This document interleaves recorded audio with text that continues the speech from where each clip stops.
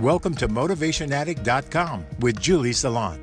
This is where you will find inspiring stories on how to motivate yourself and gain momentum towards success, turning fear into confidence, and how to find divine flow, allowing you to crush your goals.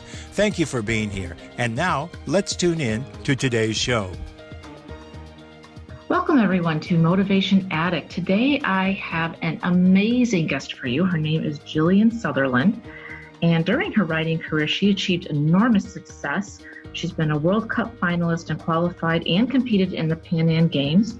Gillian was consistently shortlisted and a carded rider for Equine Canada for many years, and she repeatedly represented Canada internationally.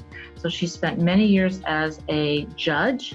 And unique to dressage coaching, her approach is always about the well-being of the horse and encouraging and guiding her students to be independent riders with the mindset of a trainer. This is what made her clients very successful. In this episode, we discuss how she became a Grand Prix rider from a non-horsey family, which I can relate to, how she creates boundaries around doing what she loves, and how she flourished after a career and injury where she cannot ride horses any longer, but still gets to work with them. I hope you guys love this episode as much as I did. As always, please like and subscribe. And if you have any questions, reach out to me for coaching and help. My address is www.motivation-addict.com. Enjoy the show. Hey everyone, Gillian Sutherland from Motivation Addict. I am thrilled today. I have an amazing guest on for you. You're going to love her. Her name is Gillian Sutherland. She has been a competitive rider. She is also a business owner. I'm going to let her give you a little bit of information about her background. Welcome, Gillian, to the show. I'm so thankful that you could be here. Oh, listen, I'm so grateful to be here, Julie, and share kind of parts of my life with you guys and see where we go. Yes. So let's give, I read the bio and I've been on your profile, and can you give the listeners a little bit of background as to what you've done in terms of your riding career? Sure. You know what? I was a Toronto girl and living out west in Canada now, but I grew up with a complete crazy passion for horses and a dream, probably from the time I was 4 years old on. And I just followed it. And I certainly didn't come from a horsey family. I came from kind of a middle class Toronto non-horsey parents that kind of thought I was a bit crazy, I think, at the time. But I kept pushing. And I've talked to a lot of people, and it's I think the best thing is not worrying about the how.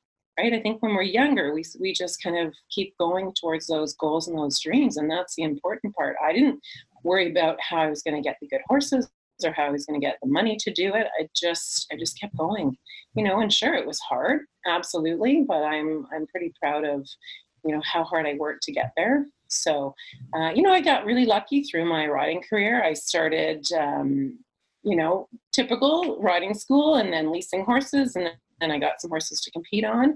And eventually, after quite a long time, I got a sponsor, which was fantastic. I had for 10 years. And that's, oh, nice. I got to do all my fancy international stuff and train in Europe and, compete, all around. And so kind of my dreams all kind of came true. So you had quite the successful career. So you've been riding for over 20 plus years? Oh, at least. I started riding at 13. Okay. And I've been riding up until the last 7 years. So. Oh, wow. Okay. Okay. and let's talk a little bit about your business and what you're doing now and how that's going to impact the community as well. Because I just want them to get a full picture of what you're doing today.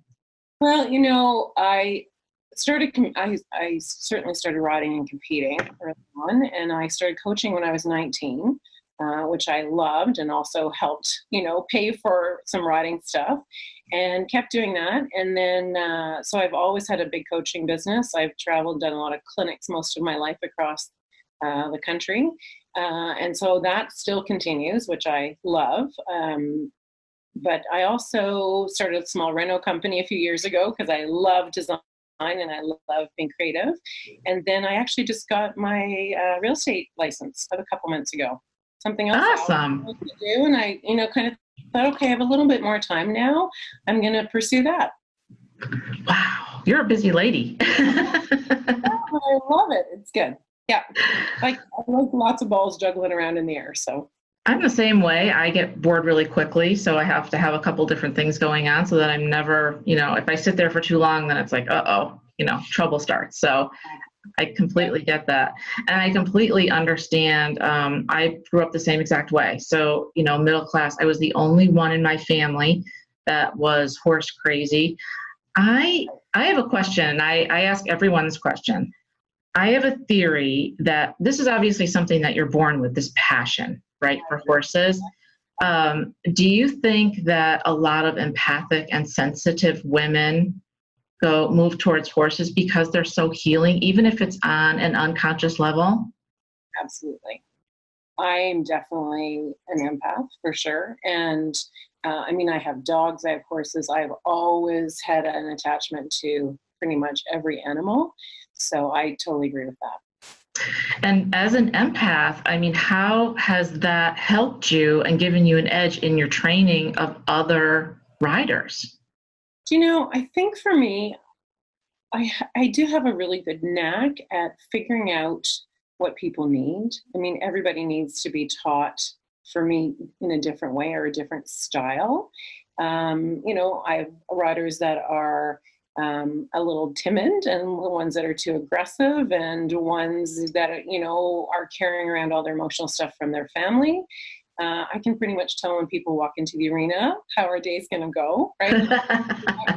back and into the right path for the day. So sometimes we need to have a chat about what happened last night, and sometimes we just need to get them working, right? So yes. And it's so incredible how that impacts the horses as well, right? Because they will mirror back whatever you're projecting out. So we carry all that junk with us.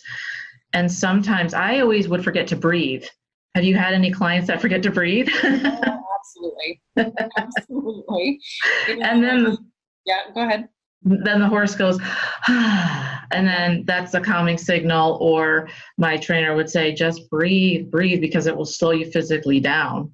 Yes. So they say 10 deep breaths can change your brain chemistry, right? Get you to relax. Is that right? I didn't know that. So they, usually when they say deep breathe, we go 2 or 3 times and then we're done and we go back to being nervous, right? But if you take some time and do 10 deep ones properly, it really can make a difference. I think for me, my clients would agree. I say all day long, okay, loose seat, relax your knees. And it's shocking. I'm going to take some videos of clients that are clamping on with their knees. And as soon as they relax, you can just see the whole horse just let go. Right? Yeah, because you're tense, it's unconscious, and you're tensing up on your reins, and you're tensing up in your knees and your back and everything. And then if the horse is like this, like, okay, I'm ready. And you're not even realizing that you're doing that and communicating that.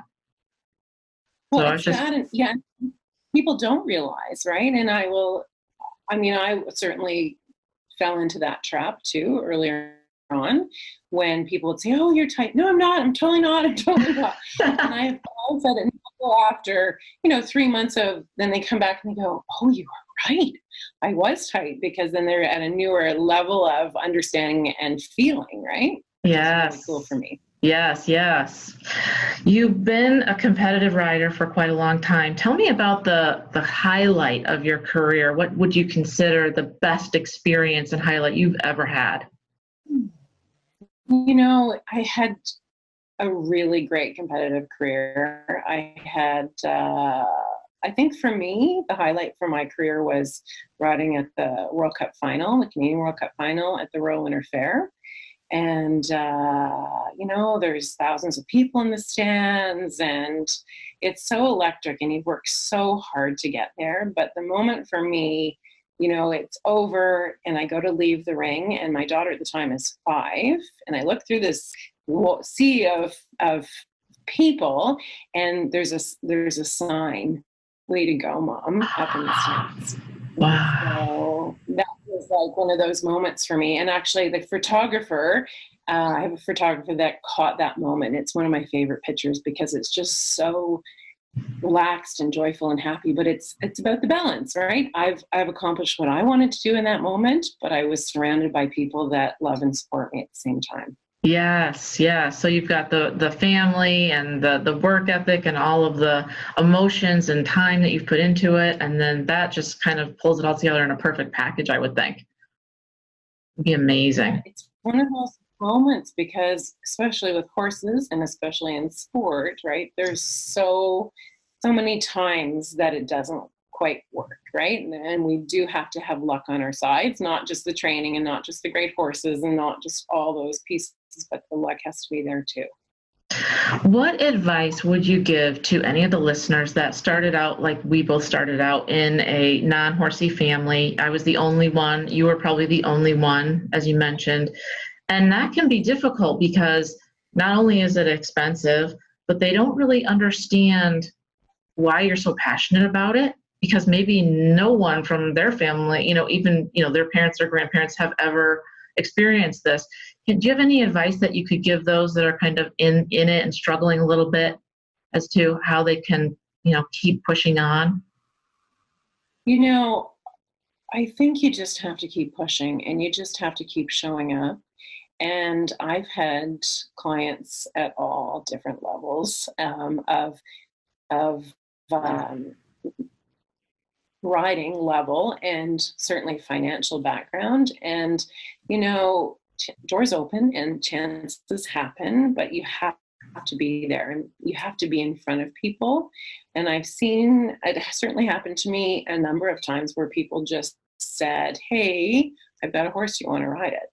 And it doesn't have to be your Grand Prix horse, but at least it's another horse to get on and get some more experience on. And the more experience you get, the better. I mean, I grew up, like I said, riding anything and everything I could ride, good, bad, ugly, whatever. But I think it made me the better rider, right? Because I had to figure out how to make the best of those horses.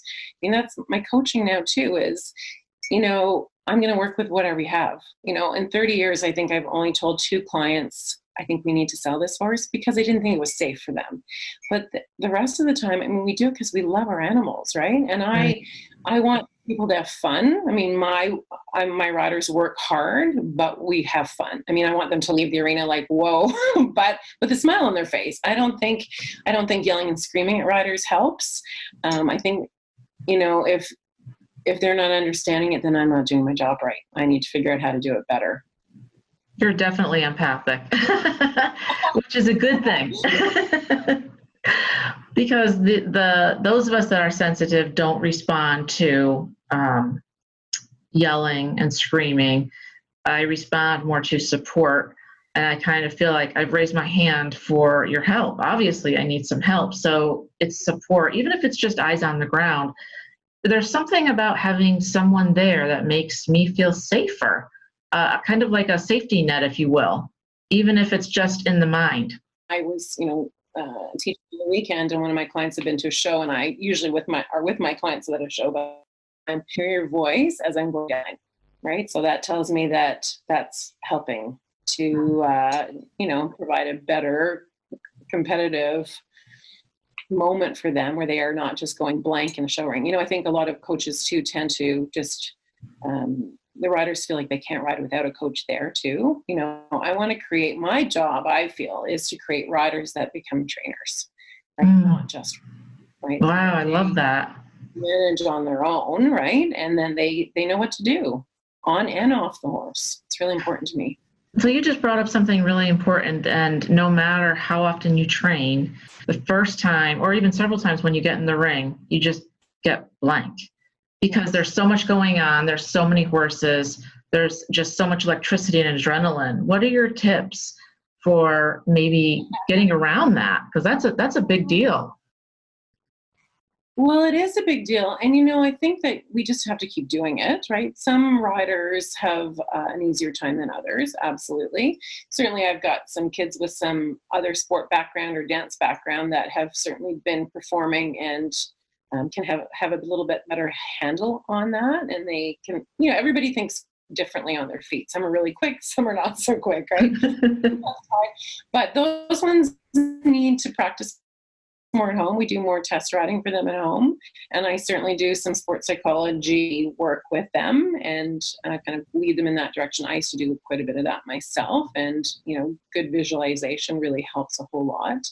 So whatever I can do to prep these riders, sometimes we go to the show, if we can get these young horses out to a show location before the show so that horses are experienced there, they know what's going on, right? I used to just take some of my young horses to the show and not show them, right? So they could just hang out and get used to it. And sometimes I've done that in the past with riders who are really nervous. They didn't show. They just went and they had a lesson or a couple lessons there and hung out with everybody. The other thing we've done at home too is dress rehearsals.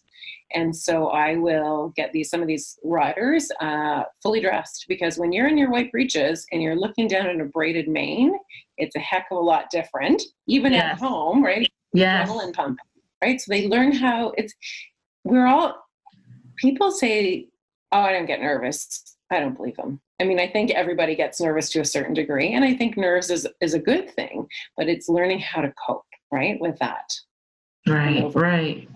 It is a totally different thing when you have your outfit on and your horse is ready to go and super shined up, and it's completely different than just another day at the barn when you're in your regular, training clothes. So I think that's a great idea, especially for younger horses or horses that haven't trained before, to bring them and just to get them around that. It's just so that they get familiar with it, so that it's not so jarring to them. Yeah, well, it teaches them, and then the riders don't have the stress of trying to get in the show ring at the same time.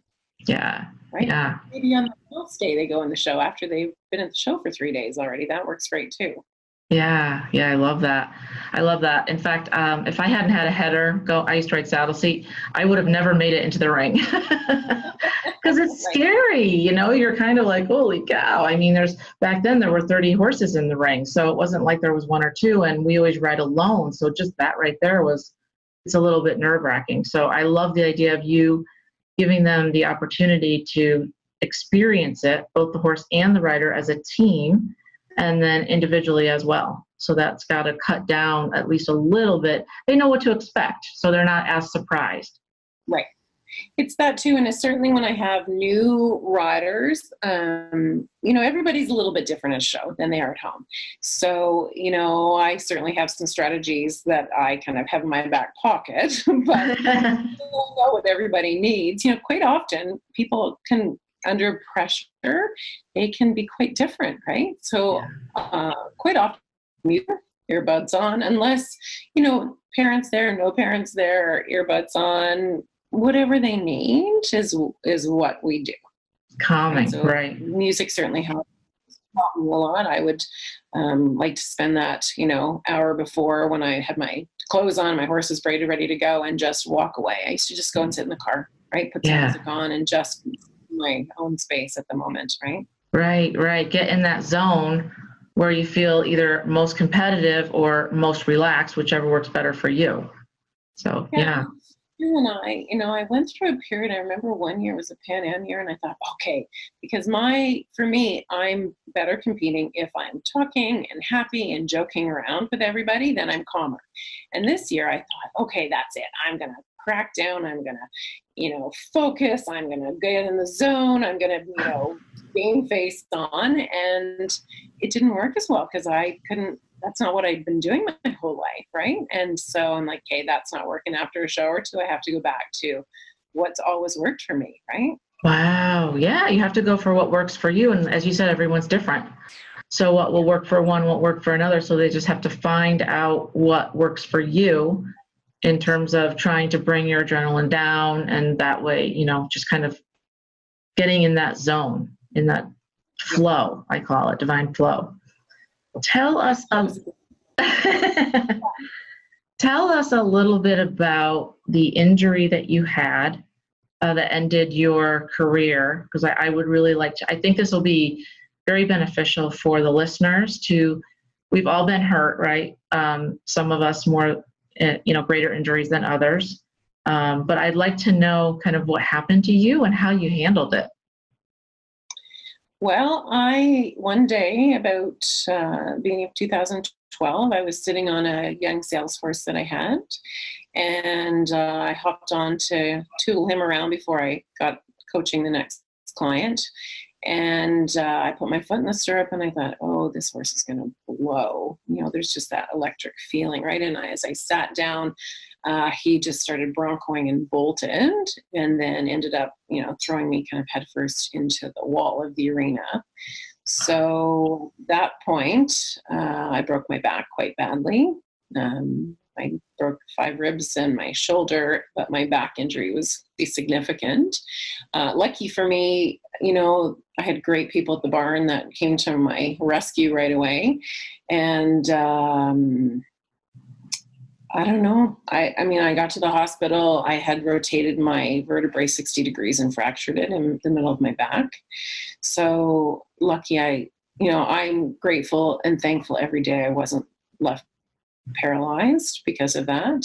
So I had, I had rods and all kinds of stuff in my back to stabilize it for a year and a half, and then headed out. And actually my back feels great. My back's good now, for sure. But it was lots of physio, and, you know, you got to push through the pain, right? Yeah. You can't just sit on the couch and feel sorry for yourself. So. Right.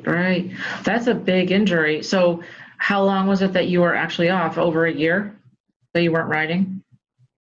Well, at that point, the doctor said to me, because we can't get your vertebrae completely back to where it was, we would really rather you not ever get on a horse again, because the potential for you to possibly be left paralyzed if you fall again and hurt your back is pretty high.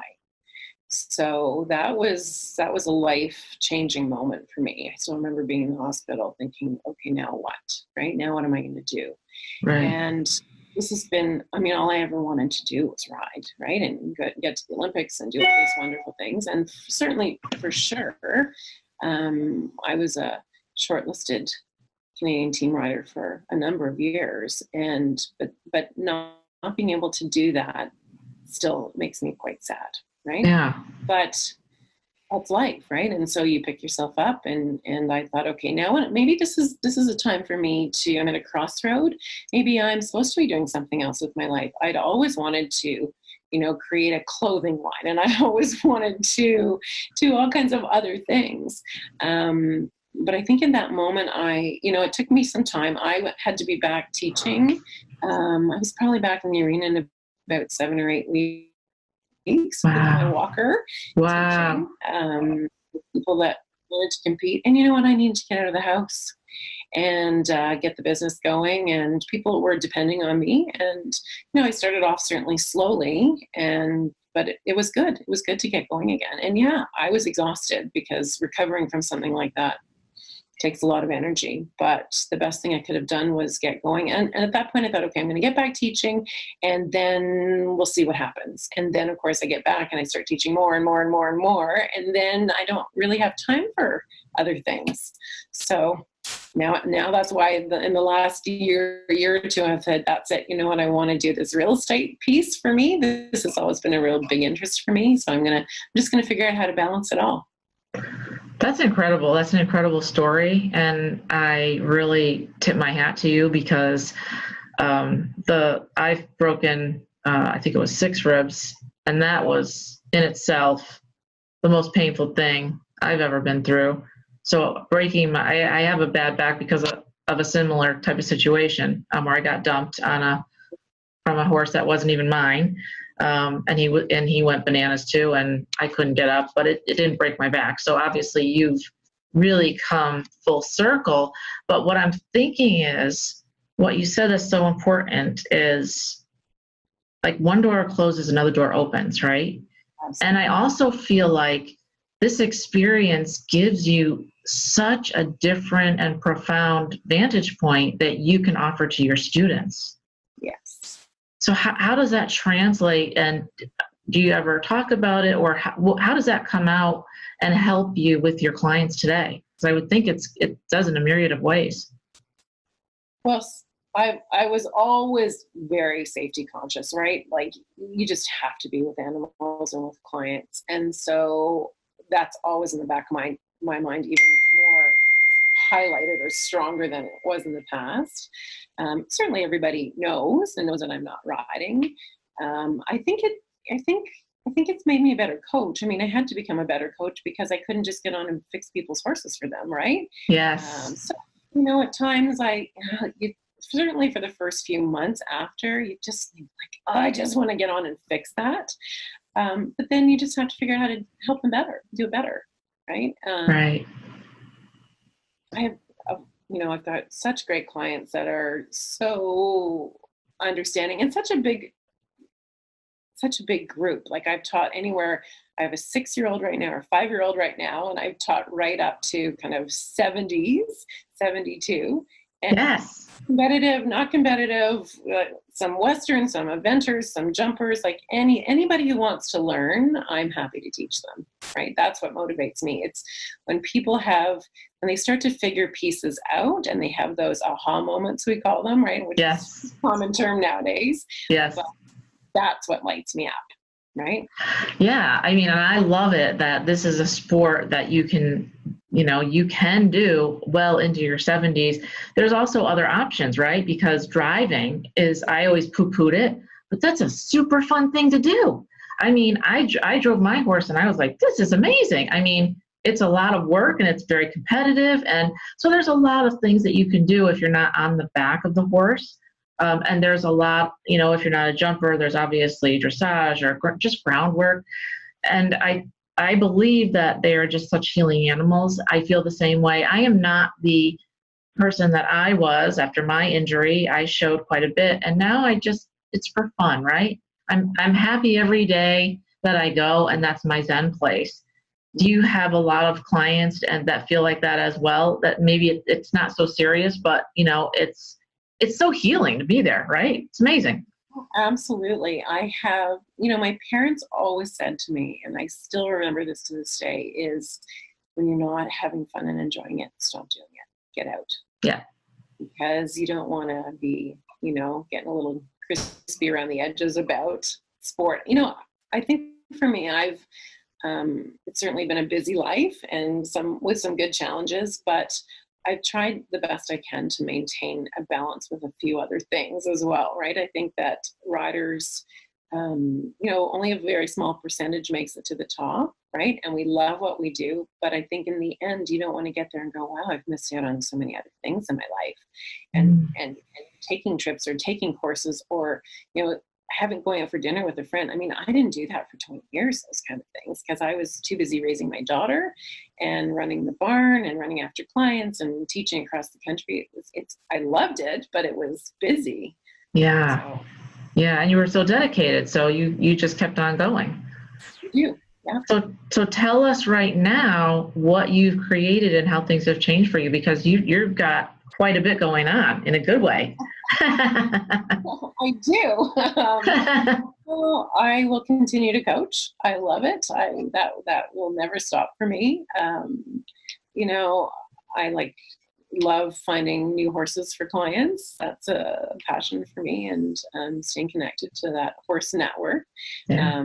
Certainly the Renault company will continue on a small scale. I'm really happy when I have paint chips in my hand. Yes. Yes. See where the real estate goes. I hopefully will get into doing more equestrian facilities and hopefully helping some horse people find some new places. So yeah. What do you think is the biggest need that the horse market needs right now in terms of riders and owners? Oh boy. That's a whole another hour, I think, Julie. I know. I'm trying to figure it out because there's a couple that I can think of, but I was just interested to know from because you've got so much experience now, and I feel like you've got your finger on the pulse of things. Also, what am I trying to say? For me, honestly, it's really good education and starting people off properly. I'm not going to criticize other people's methods, right? But I just want people to be safe and have fun and learn on the right type of quality horse for them at the moment, no matter what they want to do. And again, if we can put people on more experienced horses, definitely better than putting them on young horses, because people tend to do that a lot, but it just slows the process down, right? It's very slow. It's always playing catch up. The horse gets so far, and then we got to bring the rider up, and then the horse gets so far, and we got to bring the rider up. So I think, being out west, when I moved out here, oh gosh, in 2010, it was quite a small horse dressage community, and it's grown quite a lot in that amount of time. Actually, it's quite shocking how many more riders we have, and a lot of pony club kids, and a lot of people who like to just get out to schooling shows. They don't want to be super competitive. They don't want to spend a ton of money on a weekend at a national show, and I think that's really good. It's encouraging them and trying to get them as much education and in front of good trainers and stuff. I think is really key. Yeah. And, it's interesting because I moved from Connecticut to the South Carolina. And it's different here in terms of safety. So because I have a back injury, I always have the inflatable vest. I always wear that. Plus I'm of a certain age, right? So when you're 20s, you fall down and you bounce back up usually, and not so much after 40. And I always have worn a helmet because my husband said, we don't, if you're going to ride, just do it as safely as you can, right? So I'm not familiar with or comfortable with people who just jump on a horse.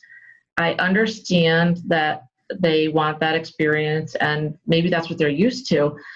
So I guess what I'm asking you is, how can you have that conversation in a really gentle and powerful way to maybe nudge someone to wear protective gear, at least a helmet? They have to. Yeah. I don't think there's any nudging for me. It's like, yeah, you're wrong. Too many things.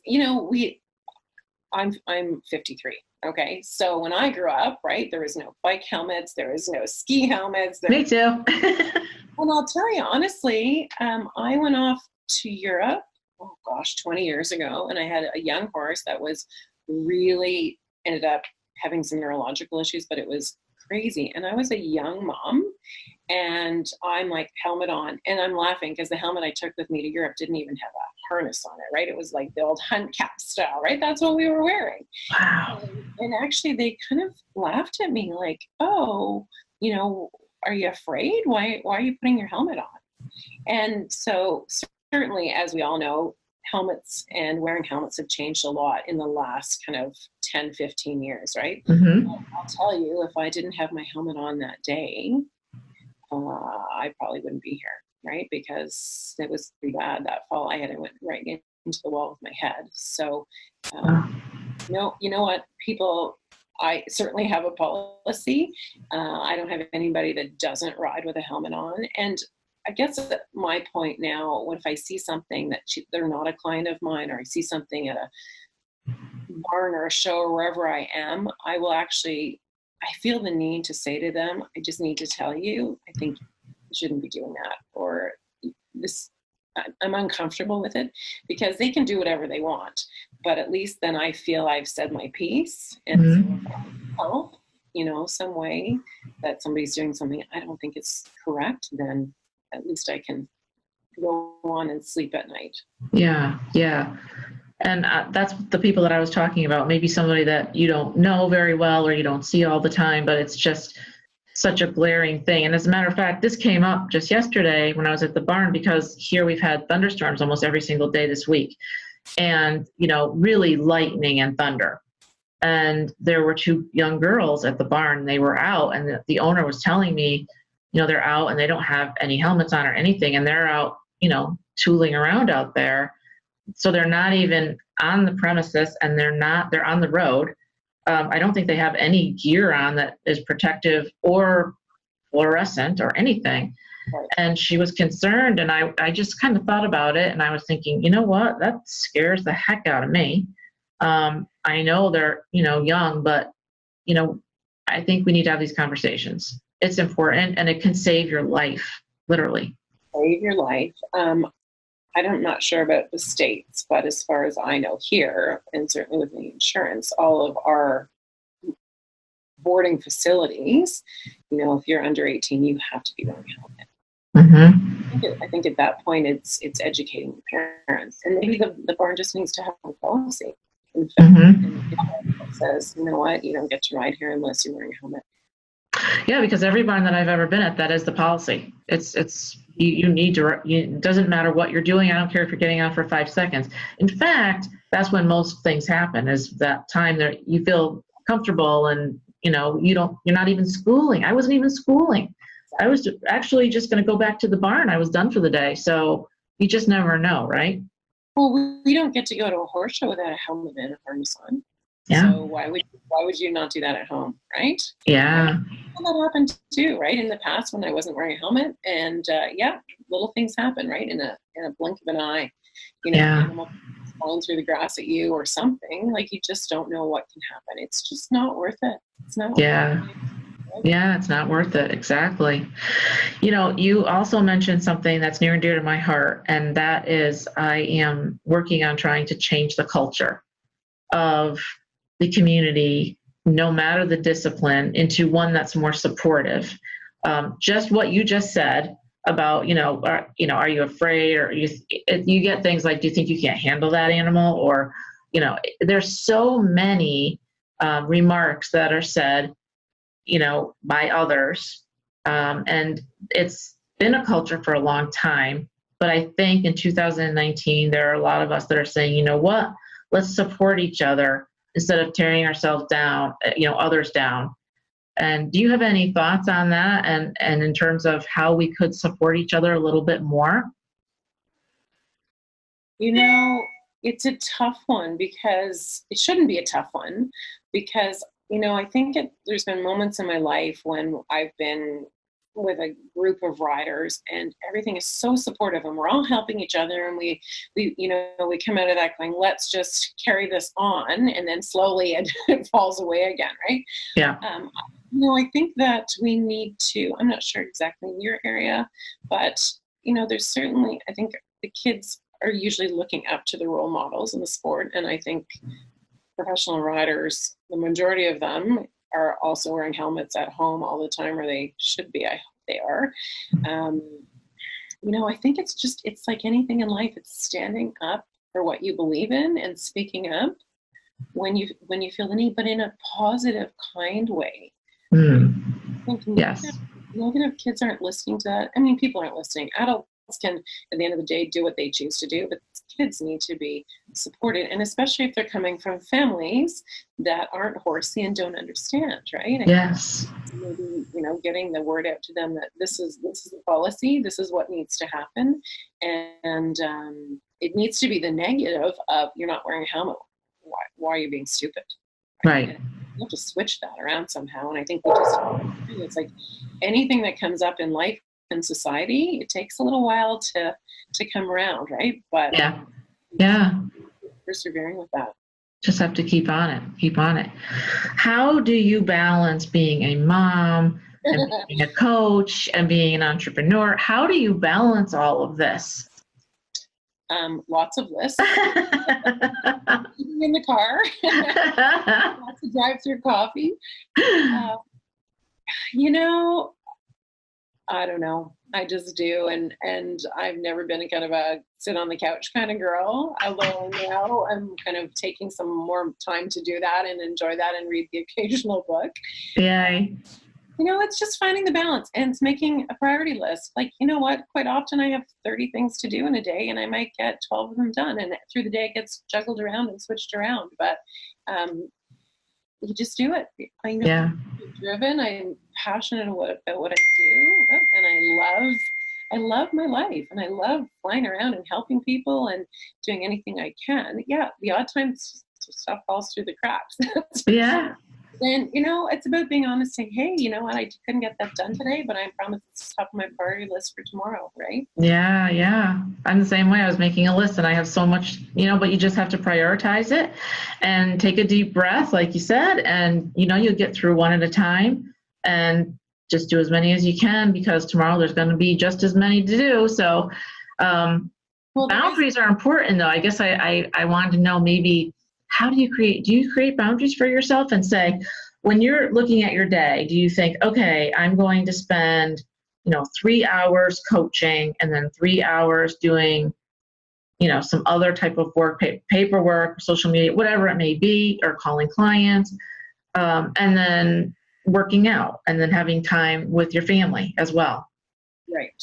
So I think the big change for me in the last few years has been trying to make more time to do stuff for me, because it's like having horses. Your own horses always are the ones to get ridden last, right? Yeah. To make them a priority that they get done first in the day. It's the same thing in life. Like, I think a lot of riders and coaches are juggling a million things, and you're like, oh, I can't even get my hair cut. Like, I know. you have to put it on the schedule. You have to make the appointment. If not, it just always gets pushed to the back, right? Yeah. It's quite amazing how many hours you can just spend in the office doing some paperwork, right? Getting caught up on all that, running the house. And you know what? I love to garden. I love to walk the dogs. And I made that a priority. Okay, if it's not going to happen at the end of the day, and I'm getting up at 6:30 in the morning, I'm doing it then, or 7 o'clock in the morning after I hit snooze twice. Yes. Yeah, I mean, I totally agree with you. I think that I've been learning that so many of us, especially coaches, put everyone else first. Absolutely. And that's a problem, because then your tank runs low and you don't have enough to give. So the best way to be productive and successful and help all the people that you'd like to and make the impact that you want to make is to really take care of yourself as well, which for me means going to the gym and drinking the water and trying to eat right and all that good stuff. But really, even sometimes it's hard carving out an hour to go to the gym, because I could sit here all day on my computer, and then before you know it, it's 6 o'clock, and I started at 8 in the morning, and I didn't even take a lunch. So I do believe that having that balance is important, and having those boundaries in place where you say, you know what, I have to shut this down and I need to go do something different right now. I need to go take a walk in nature, whatever the case may be. Absolutely. I think for me too, I was the coach that never said no to anybody. Right. And Yes. so, yeah, you want me to come at 6 today, and then at 10 o'clock that, well, not 10 o'clock at night, but 8:30 back. And quite often I'm running back and forth to the barn several times a day. Right. Because I want to help people. And you know what? Their schedules sometimes don't allow. Kids are in university or school, or people are working, and it works out. But I think certainly as you get busier too, I have to say, I just can't do that day, or I can't be there on Wednesday morning, or I can't, because before then you start to get a little bit resentful because you get tired, right? And Yeah. more time in the car than I could be, being at the gym or doing things that I love to do. So Yeah, absolutely. I'm the same person. We're like the same person. I never said no, and I would always, I'll put my stuff aside for you because I want to help you, and that's just the nature of what we're doing. We want to help each other. We want to help our clients. And we want to help the world. We want to help the horses too, right? It's always comes back to the horses. We want to help the clients have that relationship with the horse. So a lot of times that's just, if you need to be there 8 o'clock at night, that's what it is. But I guess what I'm learning is, and what you're saying too, is that maybe the next night, no, you're going to knock off at 4 and spend the next couple hours doing something fun, or for yourself or for your family, whatever the case may be. Yeah. And if I can, absolutely. And if I can do my stuff earlier in the day, like before noon, that's better for me, I found, because if not, the day just gets away on me quite often. Yeah. What are some of your goals? I mean, you've got so much going on right now professionally, which is amazing. So what are some of your goals for the next couple of years? I love that phrase. If your goals and dreams don't scare you, they're not big enough, right? Yep. I've always wanted to write some books, maybe some training manuals. I'm putting that aside and think I'm gonna try and make some time for that. I wanted to flip houses when I was 20, but didn't have the time or money to do that. So I'm hoping that this, with the reno and the real estate, I can do hopefully 1 or 2 of those and give that a go. I would love to design and build my own house. That's on my agenda for the next 4 years, for sure. Nice. Yeah, more traveling I'd like to get done. So yeah, oh, there's lots. There's lots, right? There's always lots. And you know what? Have you ever taken a riding vacation, by the way? I'm just curious because I'd always wanted to do that. Wouldn't it be fun? I never wanted to do that. Oh, really? Too dangerous? No, well, no, for me, when I was riding all day long for the last thing I want to do is that I want to lie on the beach with a book and not look at a horse. In fact, if we're away somewhere, my daughter I'll be looking at, some guy in the sand on a Western horse trying to spin it or pirouette it. And I can just see my daughter going, don't say anything, don't say anything, don't say anything, don't go over there. Because I'm like, oh, I can make this better for you. Right? Yeah. Yeah. No, I don't blame you. I mean, a lot of times I just want to be on the beach with a book too, and I don't want to do anything else. So you need to have that private time, whatever it is. But I look at those, I thought maybe that'd be fun to go to England or Ireland and just ride. But then sometimes I think, well, I don't know, maybe, you got to be careful. So it's just a priority, whatever works for you. Absolutely. I've had quite a few clients over the years do that to different countries, and they've all loved them. Really? Yeah. Wow. And Ireland, and I can't think of the other places, but yeah, they've had great times. Even Mexico, I had a girl that was playing polo, an amateur polo player, and she and her friends all went off to Mexico and went to this polo camp, and they had a great time. Yeah. Wow, that sounds cool. Yeah. Wow. Yeah, because if you can mix that with anything spiritual or with nature, that makes it all the more fun. So. And wine. Yeah. And nature. It's a relaxing environment, Gillian, relaxing.